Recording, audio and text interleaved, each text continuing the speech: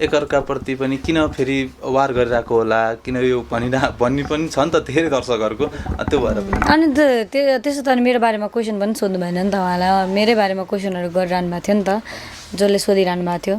अनि अब त्यस्तै हो, मलाई त चित्तै बुझेन। चित्त नबुझेपछि मेरो बोल्ने बानी छ। अरूले खोतालेपछि म त्यो सहनै सक्दिनँ क्या, होइन।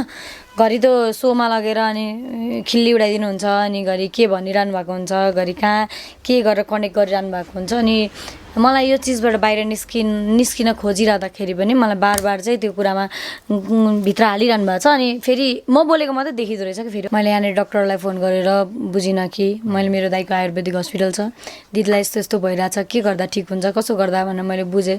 तर मान्छेको कस्तो हुन्छ भने 100वटा गुण चाहिँ मान्छेले बिर्सिन्छ, अनि त्यो जहाँनिर आफूले नराम्रो बनाउन खोज्छ त्यहाँनिर मान्छेको ध्यान जान्छ। वहीँदेखि आवाज उठाइरहेको छु मैले 4-5 चोटि मेरो उहाँसँग आई मिन ठुलै भनाभन भयो, होइन। मैले आवाज उठाएको हो नि त त्यो त। अनि त्यो बेलामा चाहिँ जस्ट बद्री दाईहरूले सम्झाउनु भयो, प्रताप दाईले सम्झाउनु भयो। अनि मैले के सोचेँ भने म एउटाले गर्दाखेरि फेरि दुईजनालाई किन बिगार्नु, अहिले म आउने बित्तिकै टुरै सक्यो। अब एक्सन त मैले त्यो कुरालाई यो चाहिँ सही होइन भनेर पोस्ट गर्नु नै मेरो एउटा एक्सन, आपत्ति जनाएँ नि त मैले, त्यो नै मेरो एक्सन। किनभने मेरो हतियार जे छ मैले त्यही प्रयोग गर्ने हो नि त। म जहाँ छु मेरो भनेको मेरो आफ्नो दुईवटा केटीको विषयमा होइन, त्यो दुईवटा चाहिँ क्राइमको विषयमा चाहिँ खिल्ली उडाउनु भएको छ कि, एउटा डोमेस्टिक भायोलेन्सको बारेमा र एउटा चाहिँ रेपको बारेमा।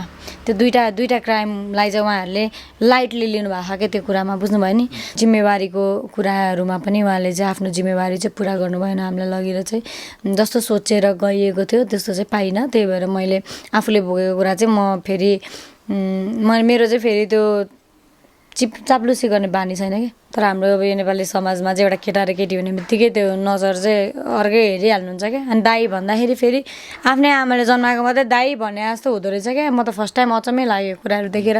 जुनीभरिलाई रुवाई गयो तिमी, अझै पनि यो मनमा छौ तिमी, धोकेबाज हौ तिमी, धोकेबाज हौ तिमी। त्यही त मैले भनिसकेँ, मैले सोचे जस्तो चाहिँ भएन।